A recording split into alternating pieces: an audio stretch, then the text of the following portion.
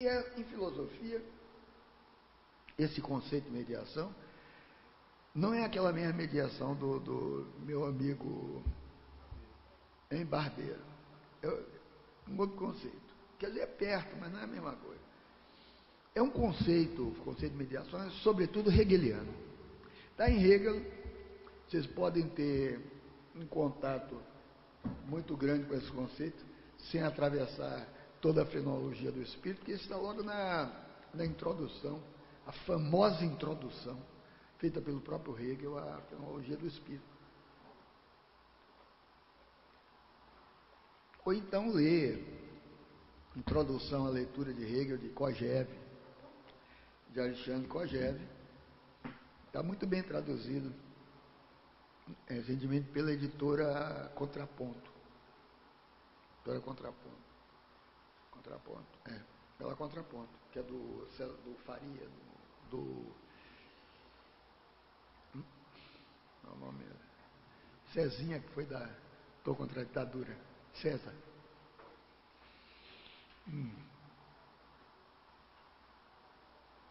Eu esqueci o sobrenome de César. Que coisa. É o doutor Alzheimer chegando. Me estou com ele, com o irmão. César Benjamin. Irmão do Cid Benjamin. Até tem um artigo hoje no jornal falando que é um grande sujeito. Todos dois, né? César é um grande intelectual, eu acho. O Cid é um excelente jornalista e boa figura. Boa figura humana também. O Cid foi muito torturado, foi preso jovem, e me diz assim, rapaz, sabe que eu não tenho ódio do torturador? É impressionante. Eu não tenho essa grandeza. Ele estava no Amarelinho, tomando uma cerveja, foi fazer xixi, e ao lado, quando ele olha, está um cara que tinha torturado ele. O cara também reconheceu ele e ficou trêmulo, porque o Cid, estando na prisão, deve estar 18 homens para pegar. O bicho é bom. Mas não, passou. Não é quem perdoa, mas passou. Hein? Conta? Já eu acho que outras pessoas não perdoam. Mulher, por exemplo, foi torturada, em geral não perdoa. Eu acho que tem razão em não perdoar. Então, a crise da mediação. Então, Hegel, ele rejeita a hipótese de um conhecimento intuitivo, de um conhecimento imediato. Então, você não conhece as coisas simplesmente vendo, olhando. Você precisa de mediações para conhecer. Então, a mediação, na verdade, é o ato originário de qualquer conhecimento, qualquer cognição. O ser é necessariamente imediato. Pode ser o objeto, o homem, a pessoa. Então, o que Hegel chama, por exemplo, de homem real e verdadeiro, resulta de quê? Da interação com os outros. Quer dizer, logo a ideia que o homem faz de si mesmo, digamos, o seu eu, a ideia que ele faz de si, depende da mediação. Quer dizer, depende do reconhecimento do outro. Você precisa do reconhecimento do outro. A criança da mãe, do pai, depois crescendo dos parentes, dos amigos, depois do grupo social. Se esse reconhecimento da interação para Hegel, você não é nada. Então, a mediação é que faz o trânsito simbólico. É a mediação que faz a comunicação da propriedade de um elemento para outro. Né? Por meio de quê? Por meio do terceiro termo. Esse terceiro termo é um meio de você articular os elementos diversos. O terceiro termo está na linguagem. Você está sempre articulando o que você vê com a imagem daquilo que você vê. Essa imagem, em geral, recebe um nome que é um terceiro termo. Então, há um dualismo que está sempre implícito na ideia de mediação. Duas coisas e um terceiro, que você nomeia. E essa ideia, esse dualismo, é reforçado pela noção que decorre daí de intermediação. O que é? é a aproximação desses dois termos por meio de um terceiro entre os termos separados. Né? É um terceiro termo que faz a intermediação entre dois. Ora, no espaço público, esse intermediário, essa intermediação é uma coisa tão forte que às vezes ela é invisível.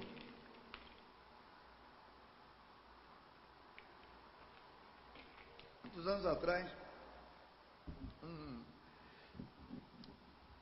um cientista chinês fazia uma conferência na Holanda, acompanhado da esposa dele, da mulher. Em determinado momento ele faz referência ao modo de casamento das pessoas na China, essa coisa. E aí perguntaram se é verdade que na China eram os pais que faziam o casamento, arrumavam o casamento para os filhos. Ele disse sim, em determinadas camadas sociais, sim. Então, mas levado isso, por exemplo, a minha mulher, nós estamos prometidas, já está casada há 50 anos, é uma pessoa de idade. Mas nós estávamos prometidos desde os 13 anos, 14 anos, foram os pais que arrumaram o casamento. Aí aquele surpresa escandalizada dos holandeses, né? Porque isso fere totalmente aquele espírito de que o sujeito cresce, conhece uma pessoa, a mulher conhece o homem, o homem conhece a mulher, eles fazem as suas escolhas e decidem se casar, se apaixonar. Aí disseram, mas é muito diferente daqui. Ele disse, não, é aparentemente diferente daqui. Porque vocês também são os pais que escolhem, mas vocês não sabem disso. Aí, cara, isso recomenda, disse, não, quem disse não foi eu não, foi um grande filósofo de vocês chamado Sigmund Freud. Mostra que, na verdade, por trás dessa escolha, o terrâneo tem pai e mãe, que vocês não pensam que essas escolhas estão dadas pela paixão pelo pai, paixão pela mãe, amor do pai, amor da mãe. E que geralmente pode ser verdade, escolher a partir do pai, a partir da mãe. Então, esse intermediário pode ser visível, pode ser oculto ou visível. O intermediário é uma coisa forte. Então, no espaço público, esse intermédio, quer dizer, esse escolher a partir do pai, às vezes é escolher contra. Ah, tá bom. No espaço, pode escolher contra. Você tem aquele pai que é um banana, mesmo, só digo, a mulherzinha escolhe quando é um cara mais, entendeu? Mais seguido, mais fortão, ou o contrário, aquele pai violento, escolhe aquilo. Mas ele está ali, no intermediário, você faz a escolha, não é que aquilo seja determinado mecanicamente. Então, esse intermediário pode consistir, às vezes, em pequenos grupos. São líderes de opinião, né? Aqueles líderes que manifestam. Pode ser porteiros, que o americano chama de gatekeepers, que tem uma teoria jornalística do gatekeeper, ou filtros informativos, aqueles que você confia, aparece. Tem gente que acha que como é o nome desse rapaz que separou da Fátima Bernardes? Como eu não gosto dele, eu esqueço o nome. Hein? Bonner, eu lembro Bonner. A Fátima é uma boa pessoa, né? Eu fui professor dela na época. Só sempre foi gentil, a vez que chamava ela aí. Ele acha arrogante, ele, a vez de dedo na cara da Dilma. Mas ele, e gente confia que Bonner disso. Bonner disso, é verdade, porque tem confiança no intermediário, tem fascínio por ele. Ele é um filtro informativo que pode achar confiável, como ocorre com os grandes porta-vozes de opinião, portadores de opinião, com jornalistas. Então, a imprensa tradicional tem sido caracterizada sociologicamente como esse porteiro. Quer dizer, a imprensa é um porteiro, a imprensa é o filtro. Então, na prática, a imprensa é um intermediário entre o cidadão e a esfera pública. Então, portanto, o jornalismo como um projeto político maior. Então, de fato, já em 1920, Esse educador e esse filósofo pragmatista, que é John Dewey, ele dizia o seguinte, que o jornalismo deveria ir além do simples relato objetivo de acontecimentos. Portanto, é esse modelo em que a imprensa reporta alguma coisa que aconteceu e o leitor consome. É o modelo que nós conhecemos, jornal. Alguma coisa aconteceu, alguma coisa se disse, o jornalista reporta e o público, o leitor, consome. Aquele modelo da testemunha que é o direito moral de narrar, que contei. Não. Mas se a imprensa deixa de ser isso, apenas de reportar, o que é que para Dewey ela deveria ser? Esse 1920 deveria ser um meio de educação e de debate público. A imprensa como meio de educação e debate. Portanto, para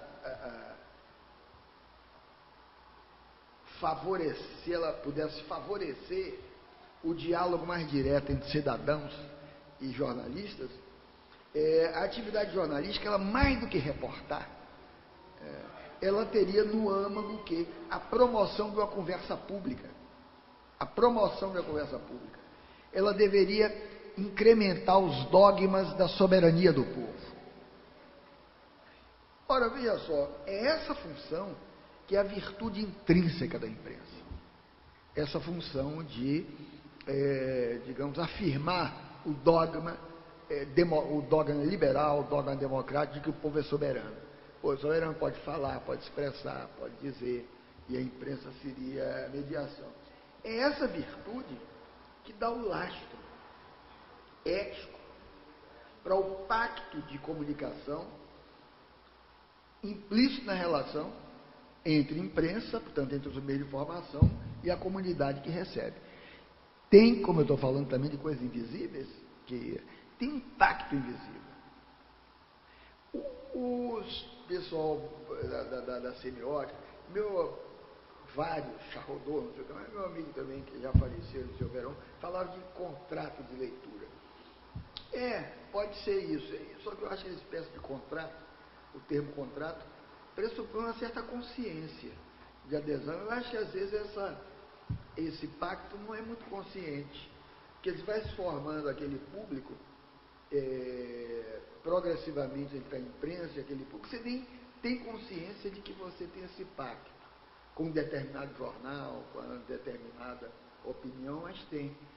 E Lacan tem naquele livrinho dele, Televisão, foi entrevista que deu na televisão, uma opinião que eu já botei em livro, que eu acho fantástica, sobre televisão e público. Ele disse assim, que a televisão, que o público de televisão na verdade, constituído pela televisão. A televisão constitui o seu público, mas esse público tem uma cumplicidade intrínseca com a televisão a que ela assiste. Portanto, o público é formado. Portanto, essa ideia de que a televisão, em determinado momento, é imoral, eu observo, não, estou falando de televisão, é uma coisa que eu nem gosto muito, na verdade. Aí bota pornografia para criança, não sei o quê, e tem que ser moralizado. É um pouco hipócrita essa ideia. E o público sabe perfeitamente o que é que aquele canal que está vendo vai fazer ou vai pôr.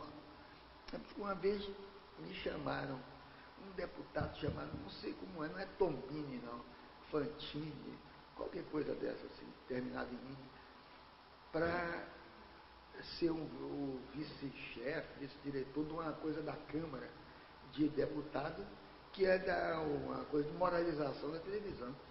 Não quero não. Eu não acredito nisso. Não acredito. Tem um pacto ali. O público se constitui ali. E se constitui hipocritamente, querendo defender os filhos, quando os filhos não estão interessados. O mais interessado, quem está interessado naquilo mais é o velho. É o cara mais velho em ver essa coisa. Eu sei até de experiência. Por acaso as crianças, as meninas eram pequenos, os meninos brincando, o menino estava vendo uma vez na televisão um filme na Rio Babilônia, exatamente na cena que tem uma piscina, está todo mundo nu, eu vendo aquilo, as pessoas, e passaram as crianças, deram uma olhadinha assim, aí eu fiquei tenso, eu disse, vamos ver isso. Talvez eu deva desligar a televisão. Não, não se interessaram, não. Continuaram passando correndo, porque ficou lá para os velhos, olha. Entendeu? Vendo aquela bacanal na beira da piscina, em geral com amigos e amigas minhas, que eram atores, né? Interessados em ver. Essa de Rio Bagulho, todo mundo ali é amigo meu. Então constitui o medium, constitui o seu público. Então, seja no jornalismo escrito, seja no jornalismo eletrônico, o dever do jornalista para com o público leitor dele, tanto o compromisso ético do jornalista, é comunicar uma verdade. E essa verdade é reconhecida como verdade pelo senso comum, desde que o enunciado, aquilo que ele diz ali, corresponda a um fato. E esse fato, vocês sabem, o jornalista é selecionado por regras hierárquicas de importância. O que é mais importante? Aí vai. E é esse fato que vai. Aí tem as técnicas jornalísticas todas. Tem o lead, tem bom. Ora, essa virtude, portanto, de falar a verdade, dizer a verdade, de comunicar ao público a verdade, decorre do preceito das liberdades civis instituídas pela Declaração dos Direitos do Homem e do Cidadão, que isso vem de um empenho de liberais. Por exemplo, já citei aqui o Benjamin Constant, para quem a única de todas as liberdades, ele diz que não pode ser suspensa, é a de imprensa. Por quê? Porque funciona como a condição efetiva das outras, das demais. O que é que faz toda a ditadura? Ainda hoje. Suspende a imprensa. Suspende a imprensa.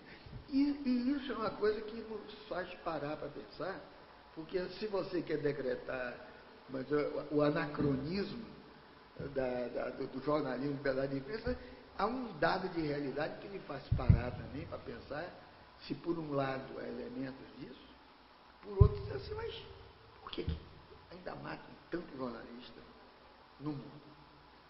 Por que toda ditadura, a primeira coisa que faz é censurar rádio, televisão e jornal?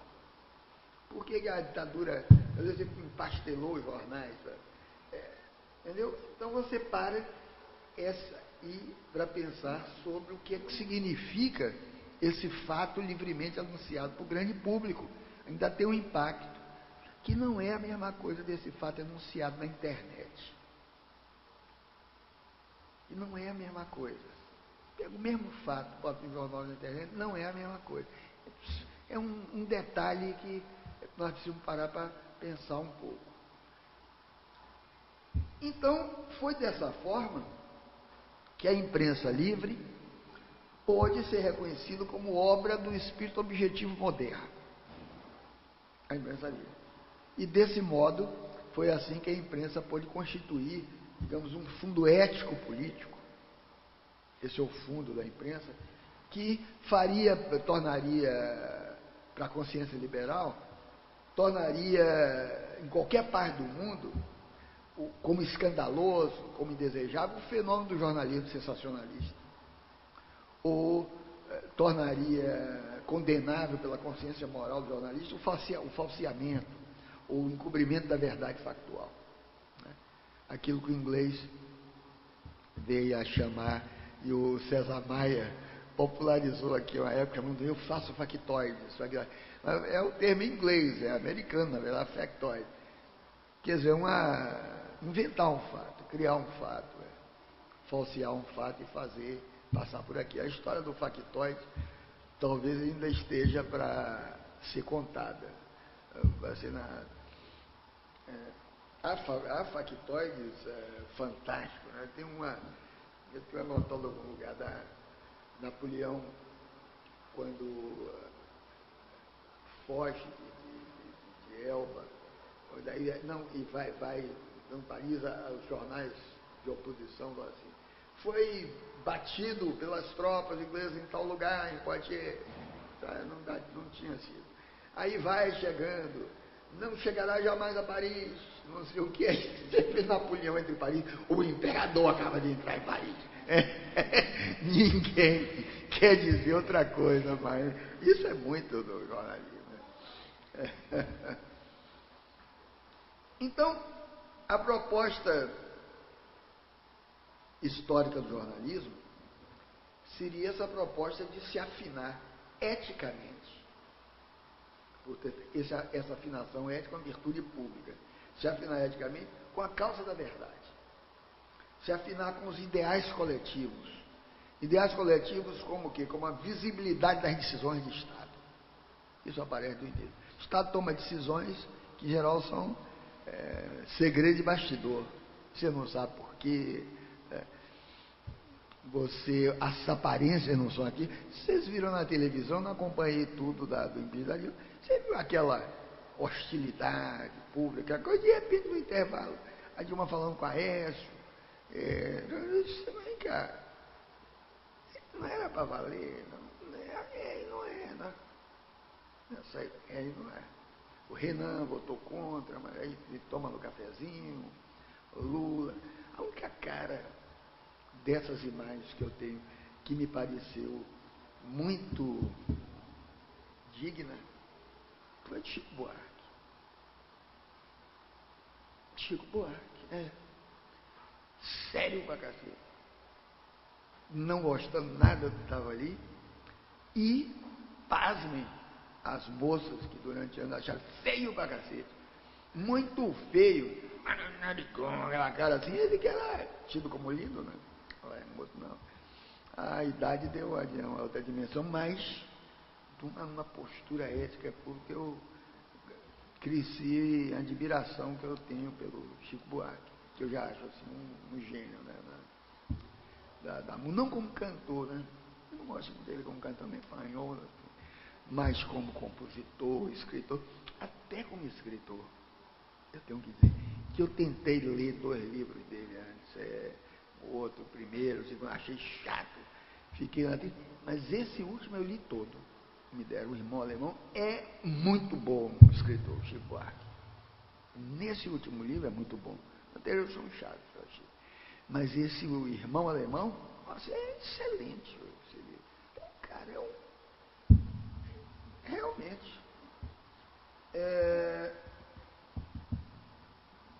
Então, a causa da verdade. O estabelecimento da verdade, portanto, sobre questões essenciais para a coletividade. A informação isenta sobre a vida cotidiana, a livre manifestação do pensamento, tudo isso é virtude pública da imprensa. Ora, é isso exatamente o que Kant chamava de publicidade. E que eu acho que converia melhor lidar com publicismo. Tá? Uma imprensa que abriga essa. Então, só que na medida que a imprensa foi se agigantando e começou a ter poder, não como mediador apenas, mas como ator social, portanto se tornou mídia. E mídia, eu não me canso de redefinir, mídia é uma forma de vida articulado com o mercado e com tecnologia da informação. É mídia. Ao mesmo tempo, num contexto de esvaziamento do liberalismo clássico, aquele espaço público tradicional foi se ampliando, mas se ampliando de modo tecnológico. Você tem televisão e toda a sua pletora de canais, agora tem internet, tem iPhone, todo lugar que você vira você tem informação. Informação, às vezes, junto com o próprio território, onde a própria territorialização é por informação, o GPS. Sei lá quantos satélites daquele lhe põe de repente uma coisa banal que está aqui no seu dedo.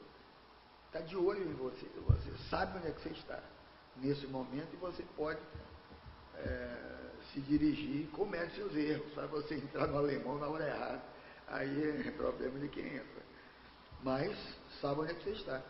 Então, tudo isso foi se tornando fraca, aquela velha exigência de livre manifestação da subjetividade civil. Essa exigência foi ficando fraca nesse espaço. E isso ocorre exatamente na vigência daquilo que nós vimos chamando de mediatização. Não mediação, mas mediatização. Quer dizer, não se trata, portanto, com a mediação nem de mediação, não se trata também da transmissão de mensagens ou de acontecimentos por dispositivo de comunicação. Não é também um trabalho das mediações simbólicas sobre a mídia, como pode dar a entender aquele termo do Barbeiro, meio às mediações, não é isso. Se trata, a mediatização, para mim, de um conceito. A mediação é um conceito aproximativo, um conceito que descreve o funcionamento articulado das tradicionais instituições sociais, mas também dos indivíduos com a mídia. Quer dizer, nós somos mediatizados, porque as instituições onde vivemos e fazemos, mesmo não tendo na hora a televisão, né, é atravessado por mídia.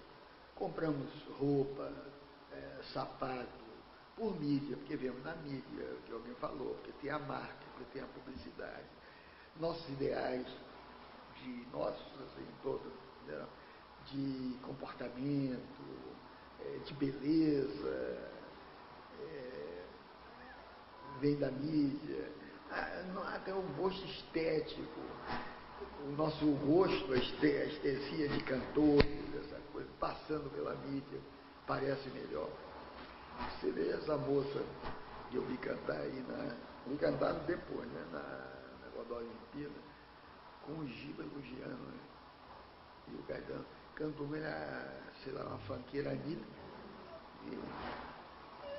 Mas você sabe que vai passando de repente, eu disse, será que eu estou achando que ela canta bem essa coisa? Não, já vi em várias ocasiões, mas a mídia vai nos convencendo, depois os canais, ela própria já deve estar sendo mediatizada, na cara, no rosto, e você olha assim, ela vai ficando melhor. Então é um problema. Então, para simplificar, eu posso fazer uma comparação. Assim, na mediação, uma imagem é uma coisa que se interpõe entre o indivíduo e o mundo para construir conhecimento. Você constrói conhecimento por uma imagem. É a frase de Aristóteles sobre a alma, que eu já disse aqui. A alma não conhece sem imagem.